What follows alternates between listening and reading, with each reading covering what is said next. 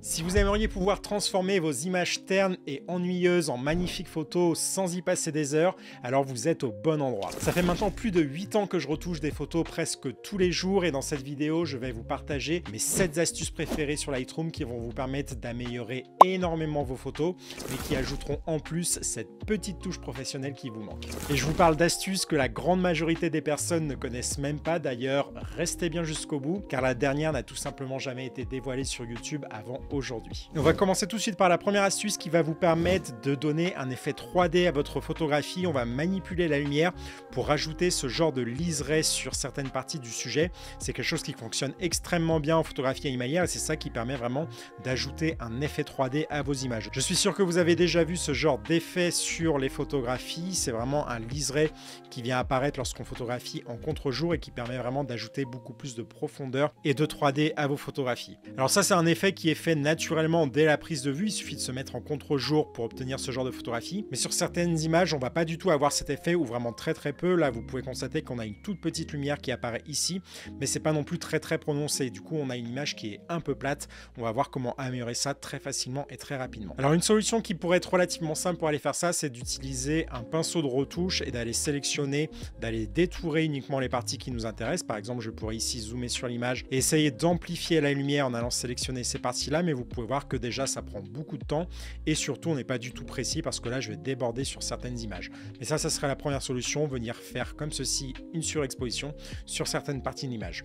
Moi, c'est pas ce que je vais faire, je vais annuler ce que j'ai mis ici à l'écran et on va voir comment exploiter l'intelligence artificielle pour créer des sélections beaucoup plus rapides. La première chose que je vais faire, c'est que je vais utiliser la détection du sujet pour éviter de sélectionner l'arrière-plan. Donc je vais faire ici la détection assistée par l'intelligence artificielle. Alors là, il n'a pas tout sélectionné, c'est pas important, on va juste se concentrer sur les cornes du bouquetin. Et maintenant, ce que je vais faire, c'est que je vais utiliser une fonction un petit peu cachée des masques qui est pourtant très utile. Je pourrais faire une vidéo complète sur le sujet, tellement c'est un réglage qui est ignoré par beaucoup de personnes et qui est pourtant très puissant. Ça va être l'option qui s'appelle intersection du masque avec. Et là, ce que je vais faire, c'est que je vais utiliser en fait l'intersection du masque avec une plage de luminance pour aller sélectionner uniquement les parties qui m'intéressent. Donc, je vais zoomer sur le sujet. Je vais désactiver l'incrustation pour voir un petit peu ce que je vais sélectionner. Et maintenant, ce que je vais faire, c'est que je vais aller sélectionner les hautes lumières. Donc, je vais aller vraiment cliquer sur les parties les plus claires qui m'intéressent pour pouvoir vraiment sélectionner que les parties qui m'intéressent. Donc, je vais faire un cliquer-glisser pour faire un petit rectangle de sélection. Je vais relâcher mon cliquer-glisser. Je vais réafficher l'incrustation. Et vous allez voir que du coup, on va avoir une sélection qui va être modifiée par rapport à la sélection du sujet qu'on avait fait juste avant. Alors là, on peut constater qu'on a des parties qui sont un petit peu en trop. Donc, on va aller peaufiner notre plage de luminance en utilisant le petit curseur qui est juste là. Ce que je vais faire, c'est que je vais déplacer la petite poignée qui est sur la gauche pour modifier la sélection et pour réduire la sélection pour aller vraiment sélectionner que les parties qui m'intéressent. Et en fait, ce que ce réglage va faire, c'est qu'il va nous permettre vraiment de sélectionner uniquement que les éclats lumineux qui nous intéressent, donc les parties les plus lumineuses de notre sujet. Alors là, on voit qu'on a des sélections qui sont un petit peu en trop parce que j'ai pas forcément envie de rééclairer la tête du sujet. Donc ce que je vais faire, c'est que je vais soustraire cette partie-là, je vais activer un pinceau et je vais venir gommer les parties qui ne m'intéressent pas pour aller supprimer ces parties-là de la sélection. Mais vous voyez que très rapidement, on va vraiment pouvoir sélectionner que le contour du sujet et surtout les parties les plus lumineuses du sujet. Donc maintenant, si je viens dézoomer et que je viens augmenter les hautes lumières et également un tout petit peu les blancs, eh bien vous allez voir que je vais amplifier cet effet de lumière et donner un effet beaucoup plus 3D à ma photographie. Alors là, c'est peut-être un petit peu trop prononcé. Ce qu'on va faire, c'est qu'on va diminuer un tout petit peu la quantité pour avoir quelque chose de plus léger et je vous montre le avant et le après. C'est vraiment très subtil, mais c'est vraiment un effet qui va vous permettre d'avoir un rendu beaucoup plus 3D et d'avoir beaucoup plus de volume sur vos photographies. On passe maintenant à la deuxième astuce qui va vous permettre de sauver littéralement des dizaines et des dizaines de photographies, surtout si vous avez l'habitude d'utiliser des flous de premier plan. Moi, c'est quelque chose que je fais quasiment en permanence sur mes photographies. J'aime bien ajouter du flou de premier plan pour ajouter de la douceur en bas de l'image. Et parfois, malheureusement, dans certaines situations, le flou de premier plan est beaucoup trop important et vient sur le sujet. Du coup, on a vraiment une perte de netteté et de détails sur le sujet. Et bien ça, on peut très facilement le corriger grâce à un outil qu'on va un petit peu détourner de sa fonction première, c'est la correction du voile atténué. atmosphérique. Ce que je vais faire, c'est que je vais aller sélectionner tout simplement mon sujet pour créer une sélection rapide avec l'intelligence artificielle. Donc là, le logiciel a bien sélectionné le sujet. Ce que je vais faire, c'est que je vais juste gommer une partie qui ne m'intéresse pas, parce que là, en fait, je ne veux pas que le flou de premier plan qui est sur le bas de l'image soit trop corrigé. Donc ce que je vais faire, c'est que je vais cliquer ici sur soustraire. Je vais utiliser un pinceau, je vais réactiver mon incrustation et je vais aller gommer les parties qui ne m'intéressent pas. Donc je vais aller supprimer ces parties-là que je ne veux pas corriger. Une fois que j'ai fait ça, je vais zoomer sur le sujet et je vais vous montrer la magie de la correction du voile. Alors la correction du voile, on va la retrouver maintenant dans l'option qui s'appelle effet. C'est un réglage qui est plutôt utilisé pour la photographie de paysage, justement comme son nom l'indique, pour corriger le voile atmosphérique. Mais si on le détourne de sa fonction première, vous allez voir que ça va vous permettre de corriger les flous de premier plan qui sont sur les sujets et vous allez récupérer vraiment tout le détail, la netteté et surtout le contraste sur le sujet. Je vous fais un dézoom pour vous montrer le avant et le après. Je vous montre ici la version avec le flou de premier plan qui est sur le sujet et la version corrigée qui va vous permettre de récupérer vraiment beaucoup de détails et de contraste sur l'oiseau. Alors là, c'est peut-être un petit peu trop violent, il faut faire attention de ne pas trop pousser le curseur correction du voile, mais vous pouvez également le cumuler avec d'autres réglages. Par exemple, je vais aller ici dans l'onglet détail, je vais rajouter un tout petit peu de netteté à mon oiseau. Je peux également retourner dans mon onglet effet pour aller rajouter un tout petit peu de clarté, ce qui va me permettre de renforcer le micro-contraste sur le sujet et vous voyez que très facilement, j'ai récupéré énormément de détails et surtout beaucoup de contraste sur mon sujet. Là où on avait une photo qui était clairement pas exploitable, vous voyez qu'on a réussi à la sauver et qu'elle ne va pas terminer à la poubelle. On passe maintenant à la troisième astuce qui va vous permettre d'améliorer encore plus vos photographies et surtout qui va créer un lien beaucoup plus direct entre le spectateur et le sujet. Alors j'en avais déjà parlé dans une vidéo précédente, mais il y a quelque chose que moi je cherche toujours en permanence en photographie animalière ou même en photographie de portrait, c'est d'avoir un éclat lumineux dans l'œil du sujet. C'est quelque chose qui va donner énormément de vie et de peps à vos sujets et c'est quelque chose que je cherche en particulier pour la photographie animalière. Si vous regardez la plupart de mes photographies, on va toujours avoir un reflet lumineux dans l'œil, ce qui permet vraiment de donner beaucoup plus de vie au sujet. Et ça, malheureusement, en photographie animalière, selon les conditions lumineuses, ça peut arriver qu'on n'ait pas forcément un très gros reflet dans l'œil du sujet. Par exemple, sur cette photographie, vous pouvez voir que le reflet, on l'a un tout petit peu, mais il n'est pas forcément très prononcé. On ne le voit pas forcément du premier coup d'œil, donc on va voir comment amplifier ça et comment améliorer ça. Ce que je vais faire, c'est très simple, c'est que je vais aller créer ici un masque avec un pinceau. Donc je vais sélectionner l'option pinceau qui est juste là. Je vais aller sélectionner l'œil du sujet pour vraiment créer une sélection de celui-ci. Donc je vais dessiner très lentement et très doucement pour aller sélectionner uniquement l'œil du sujet.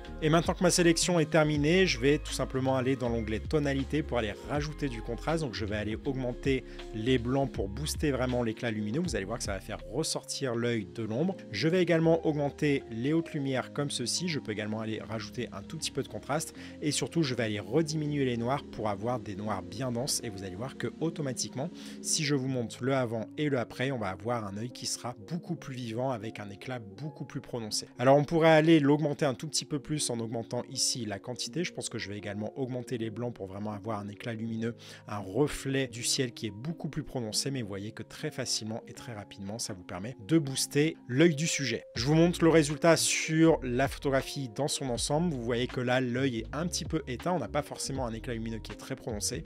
Et si je vous montre le après, vous voyez que là, du coup, on a quelque chose de beaucoup plus intéressant et on est vraiment dirigé vers l'œil du sujet. Et ça, c'est clairement quelque chose que je fais en permanence sur quasiment toutes mes photographies. Par exemple, sur cette photographie de marmotte, je pourrais également aller renforcer l'œil. Alors, vous allez voir qu'à force de pratiquer cette technique, vous allez vous rendre compte que c'est un petit peu répétitif. En fait, ce qu'on va faire, c'est qu'on va automatiser ce processus-là en allant utiliser une fonctionnalité qui est très peu connue des débutants. En fait, on va se créer un preset de pinceau de retouche pour appliquer cet effet automatiquement sur nos photos. Et pour faire ça, c'est très simple. Je vais retourner sur la première photographie sur laquelle j'ai appliqué cet effet-là. Donc, si vous voulez le faire chez vous, créez cet effet sur une photographie. Et une fois que vous avez fait ça, vous retournez sur le masque que vous avez créé avec votre pinceau. Et maintenant, vous allez aller dans l'onglet qui s'appelle paramètres prédéfinis. Vous allez cliquer ici sur l'option qui s'appelle personnaliser, ce qui va vous permettre d'afficher une liste d'outils prédéfinis. Vous pourrez tester chez vous. Il y a différents outils qui ont été créés par les développeurs du logiciel.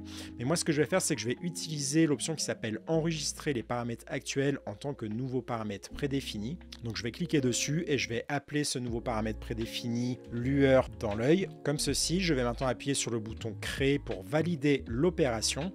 Je vais aller sur ma deuxième photographie, donc sur la photographie de la marmotte. Ce que je vais faire maintenant, c'est que je vais aller activer un nouveau pinceau pour aller sélectionner l'œil du sujet. Je vais zoomer également dans l'image pour m'y retrouver un petit peu plus. Je vais dessiner sur l'œil du sujet. Donc maintenant, plutôt que d'aller modifier manuellement les réglages pour reproduire exactement le même effet, ce que je vais faire, c'est que je vais retourner ici dans paramètres prédéfinis et je vais aller chercher l'option qui s'appelle lueur dans l'œil qu'on vient tout juste de créer, et automatiquement le logiciel Lightroom va appliquer les différents réglages qu'on avait paramétrés dans ce paramètre prédéfini. Donc je vous montre le avant et le après. Vous voyez qu'on a bien corrigé et amplifié la lueur dans l'œil, et bien évidemment si vous trouvez que l'effet est trop prononcé, vous pouvez utiliser ici le curseur quantité pour diminuer son effet, ce qui va vous permettre d'obtenir exactement le bon résultat en seulement quelques clics. Allez, on passe maintenant à la prochaine astuce qui va également nous permettre de rediriger encore plus le regard du spectateur sur notre sujet, et qui va consister à créer un spot lumineux autour de notre sujet. Ça, c'est vraiment une technique que j'utilise également très souvent, qui va me permettre de diriger le regard automatiquement sur mon sujet.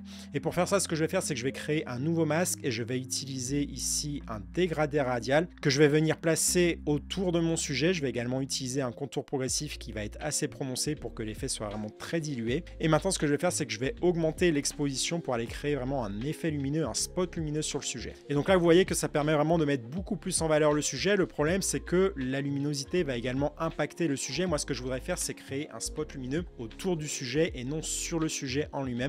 Et pour faire ça, c'est très simple. Ce que je vais faire, c'est que je vais soustraire le masque avec l'option qui s'appelle sélectionner un sujet, et du coup le logiciel ne va uniquement faire une sélection qu'autour du sujet et va exclure le papillon, et ça va vous permettre comme ceci d'aller créer un vrai spot lumineux qui va être très subtil mais qui va vous permettre vraiment de mettre en valeur beaucoup plus le papillon comme ceci. Alors bien évidemment, encore une fois, vous pouvez utiliser le curseur quantité si vous trouvez que l'effet est trop prononcé ou au contraire pas assez. Vous pouvez aller créer ici une quantité différente pour peaufiner votre effet, mais vous voyez que très rapidement, c'est très subtil mais ça permet vraiment de rediriger le regard du spectateur sur le papillon. Alors ça, c'est pareil, c'est un réglage que j'utilise en permanence sur quasiment toutes mes photographies, et donc plutôt que de le faire manuellement, ce que je vais faire, c'est que je vais à nouveau créer un preset, mais cette fois-ci, je vais utiliser l'option qui est à gauche qui s'appelle paramètres prédéfinis. Je vais cliquer ici sur le bouton plus pour aller créer un paramètre prédéfini. Je pourrais par exemple l'appeler halo lumineux, comme ceci, et dans les réglages qui vont être sélectionnés, je vais tout désélectionner et je vais uniquement sélectionner le masque qui m'intéresse. Donc ici, ça va être le masque numéro 1. Je vais également choisir le groupe dans lequel je vais positionner mon paramètre prédéfini. Moi, je vais le mettre ici dans mon dossier, la boîte à outils. Je vais appuyer sur le bouton créer pour valider l'opération. Et vous allez voir maintenant que si je veux appliquer ce même effet très rapidement à n'importe quelle photographie, il me suffit d'aller sur la colonne de gauche dans le dossier qui s'appelle la boîte à outils dans lequel j'ai enregistré mon paramètre prédéfini, et je vais maintenant cliquer ici sur l'option halo lumineux qu'on vient juste de créer, et vous allez voir que automatiquement ça va me créer un masque autour de mon sujet. Alors si vous voyez que le filtre radial n'est pas bien positionné par rapport à votre sujet, il vous suffit de cliquer sur le masque et d'aller sélectionner l'option dégradé radial, ce qui va vous permettre de réactiver votre dégradé radial, et vous pouvez ensuite ici le positionner exactement où vous voulez. Je vais revenir en arrière pour vous montrer l'incrustation qui a été créée. On voit que ici on a bien le sujet qui a été ignoré, et maintenant il me suffit de jouer sur la quantité pour aller créer un effet d'halo lumineux autour de mon sujet et ainsi le mettre beaucoup plus en avant très facilement et très rapidement. D'ailleurs, si vous aimeriez développer vos photographies beaucoup plus rapidement et surtout apporter beaucoup plus de créativité à vos images, j'ai créé un pack de 50 presets qui est spécialement dédié à la photographie animalière.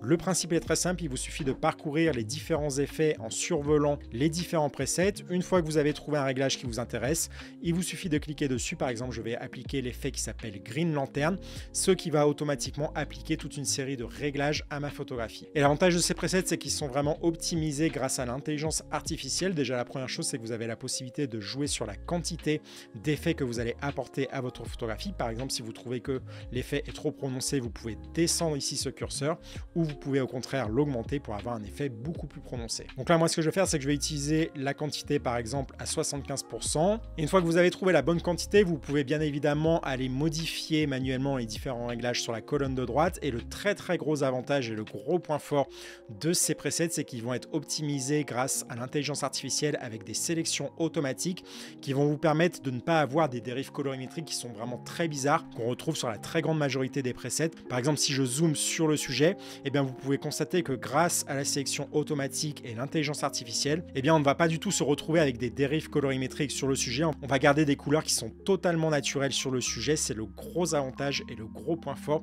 de ce pack de 50 presets dédiés à la photographie animalière et de nature. Si ça vous intéresse, je vous mettrai le lien dans la description pour acheter ce pack de presets. Il y a également toute une série de réglages qui est dédiée à la photographie de paysage. Par exemple, je vais appliquer ici un de mes réglages préférés qui s'appelle Terre des Dieux. Je peux maintenant jouer sur la quantité très facilement pour doser mon effet et je peux aller bien évidemment jouer sur les différents réglages sur la droite pour adapter mon effet à ma photographie. Vous voyez que très rapidement, j'ai réussi à obtenir un résultat beaucoup plus créatif que ce que j'aurais fait manuellement. Allez, on passe maintenant à la cinquième astuce qui va vous permettre de régler un problème qu'on a très souvent lorsqu'on va utiliser les courbes de tonalité et qui va faire que lorsqu'on va utiliser ces courbes, on va avoir une modification des couleurs alors que nous, on veut juste modifier le contraste. Si vous n'avez jamais utilisé les courbes de tonalité, c'est ce petit graphe qui va vous permettre de modifier vraiment la luminosité de votre photographie. Et généralement, ce qu'on fait, c'est qu'on va utiliser une courbe en S, ce qui va nous permettre d'augmenter le contraste de notre photographie. Mais le problème, c'est que par défaut, cette courbe de tonalité va modifier les couleurs. Regardez notamment ici le vert. Vous pouvez constater que le vert est beaucoup plus saturé. Alors que moi, je voudrais vraiment garder l'aspect pastel de mon vert.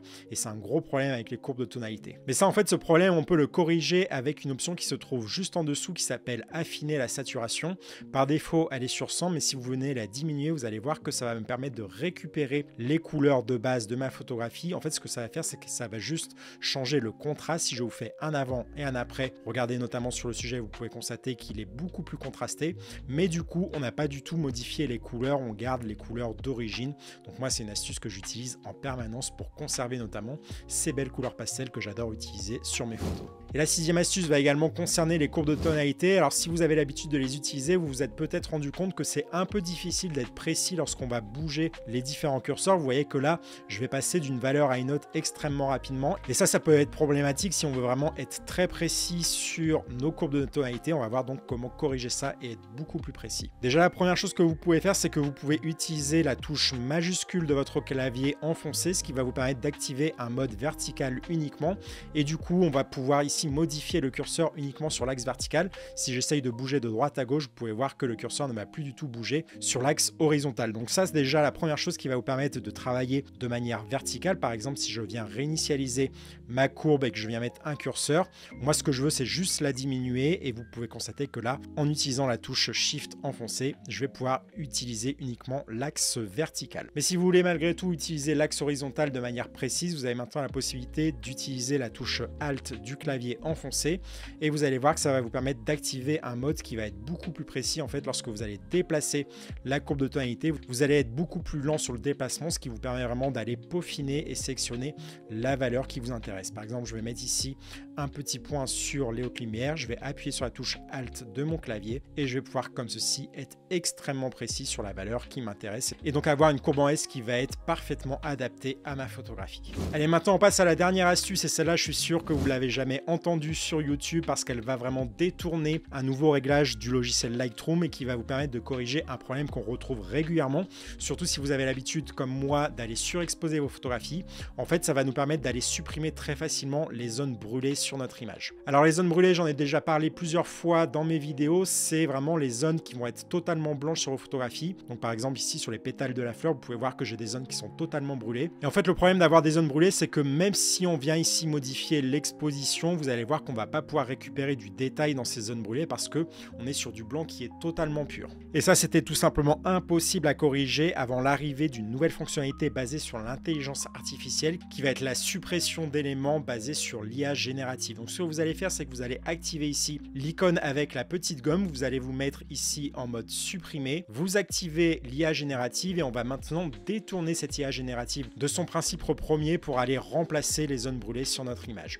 Ce que je vais faire, c'est que je vais augmenter mon pinceau et je vais tout simplement aller dessiner sur les parties que je veux supprimer, par exemple celle-ci. Donc là, prenez vraiment le temps d'être très précis, c'est ce qui va vous permettre d'améliorer vraiment vos différentes sélections. Donc là, ce que je vais faire, c'est que je vais faire un petit accéléré de la vidéo pour aller sélectionner vraiment les parties que je veux modifier. Donc voilà, ma sélection est faite. Ce que je vais faire maintenant, c'est que je vais tout simplement cliquer sur supprimer. Vous allez voir que l'IA générative, plutôt que de supprimer les éléments, en fait, ce qu'elle va faire, c'est qu'elle va remplacer les différentes zones que j'ai sélectionnées pour essayer de s'adapter à la photographie d'origine. Vous allez voir, c'est vraiment extrêmement efficace et ça fonctionne très très bien. Donc voilà, Lightroom a terminé et a bien remplacé les différentes zones cramées que j'avais sélectionnées. Je vous fais juste un avant et un après. Vous pouvez voir que ça fonctionne extrêmement bien. Ça vous permet de supprimer très facilement toutes les petites zones brûlées sur vos images. Alors si le résultat ne vous plaît pas, vous avez la possibilité d'utiliser des variantes. Par défaut, Lightroom va activer 3 variantes différentes, ce qui vous permet d'obtenir des résultats différents à chaque fois. Vous avez également la possibilité de cliquer sur le bouton générer pour relancer un calcul et donc avoir 3 versions différentes à nouveau. Donc voilà pour ces différentes astuces. J'espère que vous les avez appréciées. N'hésitez vraiment pas à les tester chez vous sur vos propres photographies